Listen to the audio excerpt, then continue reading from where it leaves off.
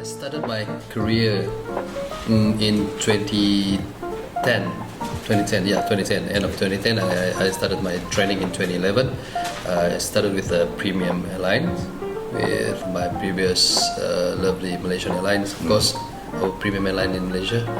And then a few years later, I jumped to our low-cost long-haul airlines. Okay. Yeah, and then now currently I'm working with another low-cost airline as well in Malaysia. I started my career actually with after my diploma. I started with tour guiding. Wait, what diploma did you do? Tourism. You did diploma in tourism. I see. Tourism. So you did. You finished the course. Yep, I finished the course and started working in tourism. In tourism industry, yeah. So after that, in 2010, you became you joined as a cabin crew. Yeah. And working until now. That's 14 years. Yeah. Yeah, your career is in Form 2 now. Oh my god. Okay, so you did a diploma. Yeah. And just as you started working in the tourism field, you decided you want to become cabin crew. Okay, can you tell us how that happened? Okay, that actually happened in a very interesting way. I was working in the morning, of course, in a travel agent, one of the travel agent in Kuching, in the city center, and I was scheduled to send our guests to a hotel, which is Pullman at that time. Yeah, Pullman Hotel. And I saw there's an interviews in the progress, and at the same time my boss was there together with me. My boss from the travel agent, of course. I see. And then he is the one who is pushing me, actually, to ask me and asking me to join the interview. Interview for cabin crew. Yes, for the cabin crew by the Malaysia Airline at that time. And I was like, "Are you sure, boss?" I said, "Yeah, why not? Just try it. Just take all your certificates and everything, bring for the interview." I said, "Okay, then yeah, sure." Then I went for the interview. I still remember my number at the time was 1084 out of 1086. Oh, you're the second last. Yeah, my second, because I need to. So you're the get third back. last, huh? Yeah, I get back to the office and took everything and take a photo at the shop nearby. Wow. Yeah, So you everything didn't happened go in there, one is it? No. It's just ad hoc. ad hoc, all in that one morning. And I made it before 12 because they closed the counter at 12. And I made it, I think 10 minutes before 12. That's why I was like third last of 1,000 plus. And then I went for the interview and I got through the second stage, and then the third stage gonna be the next morning. Yeah, was at the next morning, of course. And there's another 2 stages the next day. Are they all just the stages? Are they interviews only? No, there's starting with self-introductions, and then second one is a question and answer in a group, and the next day, third one is a grooming check. Room check. Yeah, grooming check. They all check all the scars and everything, which I think they should have done it on the first stage, right? Like basically, right? But they did it on the third stage. I don't know why. Fourth stages, the fourth stage. We get the one-on-one interview. I see. Yeah, and then out of 1086 participants on that day, only 14 of us. Wow. 1-4. Oh, really? Only 1-4. Only 1086. This is both male and female. Yeah. Both males. They told me that I will get a notice maybe in 2 weeks period of time, but I got my answer on the 4th days. 4 days, and they will give me. They gave me the reporting date. So I see. So like basically from your interview to your reporting date, how long did it take? About a month.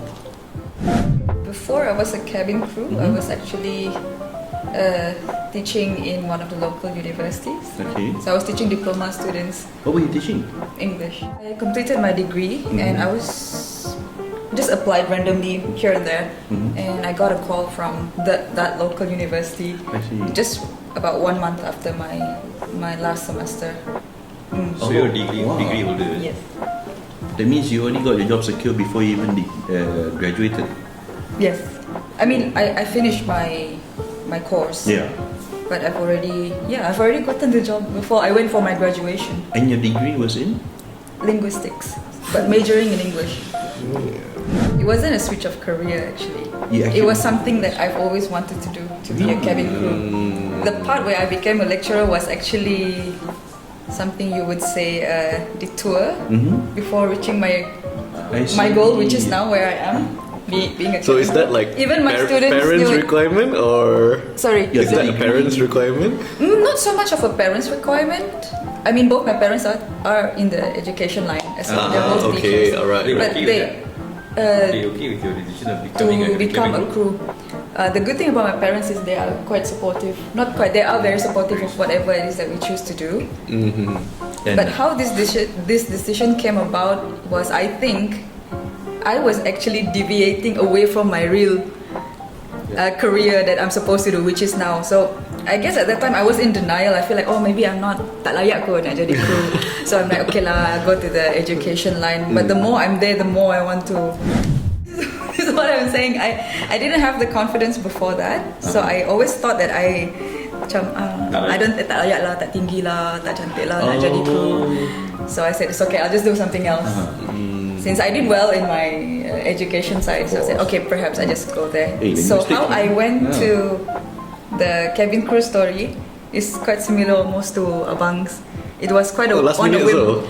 Actually, on the last you were his minute. boss. No. I wish. Yeah, That would be interesting. I wish I was his boss. So it was you. Not only was it on a whim, I didn't have anything with me on the interview day because I was on a semester break while doing my masters. Actually, to be honest, I was doing masters in UM, but I was so not happy in that line. So that's when I had this. And at the same time, I was back in Kuching for a semester break. I saw on Facebook that Kuching Airport, there's a interview for my current company at Kuching Airport.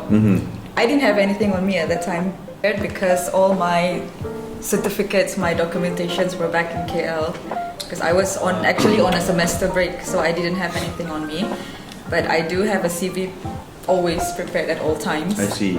So I had that adjusted for the flight attendant interview, got that printed, took a photo, passport photo, everything, went to the interview, and I actually asked now that I know there are crews, those who were at the interview there, I just said that I only have my CV, can I please be allowed to just try out for the interview? So they were kind enough to let me try, because I just want to try. Okay, so then I was given a number, I don't remember my number, but I was also quite towards Behind lah. I didn't arrive earlier. I was there at around 10 because I was still preparing my things before I went to the airport. And when I actually arrived, I saw so many people, and that was actually my very very first airline interview experience. And that was actually my first attempt, first try and last try in a way, because I got it straight away. My day, it was about close to 200. My number was probably 16 something or 17 something. Not very last like Abang, I see. but quite towards the end, because I got called in at 4. I came at 10 a.m. I got called into the what time room did they stop? 4 p.m. I think at around 6. 6? Oh, okay. I got okay. called into at around 4 p.m. So I waited for about 6 hours. You come and register first. Register, height check. What's the minimum height At requirement? 157 centimeters for my current company. 157 for female crew, right? For female crew, that's right. For male crew? 170. 170. 170. 170. Yeah. For male crew? For male crew. Oh, really? And the difference is because for female crew, is it because you are issued? We also we are shoes. issued cabin shoes, which has a little bit of heels, like a 1 or 2 inches. I heel. see. So that's where the height is compensated by the heels. Yes, But for male cabin crew, you You don't. guys got any idea why there is a height requirement? Yeah. It is actually because of the. But nowadays, I don't think they are focused on the heights. They are Now more focused to on the the reach, right? point. You have to reach a You certain. have to reach a certain point or certain reach heights this, because you need to close the compartment and you need to be able to reach reach safety equipment safety in equipment. time. Yeah. So that is why. Yeah. So that is why It's you not need to. just that, so that It's you not just satu, about the height because you cantik. could be tall but you might not be able to reach. Short and hands. you could Short be arms. you could be a little bit Tall shorter, and short but hands. your arms could But reach. you have gorilla arms. Yeah, T-Rex. Yeah, T-Rex. Yeah, correct. Oh man, PT Yes. T-Rex. They can't. So if you see a cabin crew with long arms, you know she did well on her interview. So that Yeah. means during the selection process, they actually assess your reach. Yes. Yeah. There Yes, is, yes.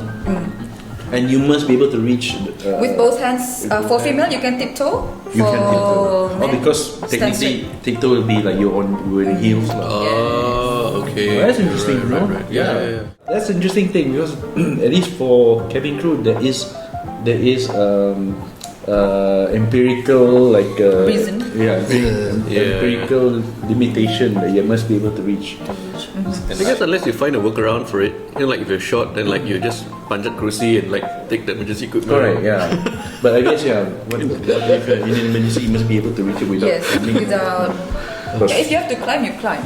I mean- in an emergency situation, Correct, of you will course. have to try to get it by hook or by crook. Yeah. Alright, so you passed your interview, and how long until they called you and to tell you Actually- the good news? Yeah. Okay.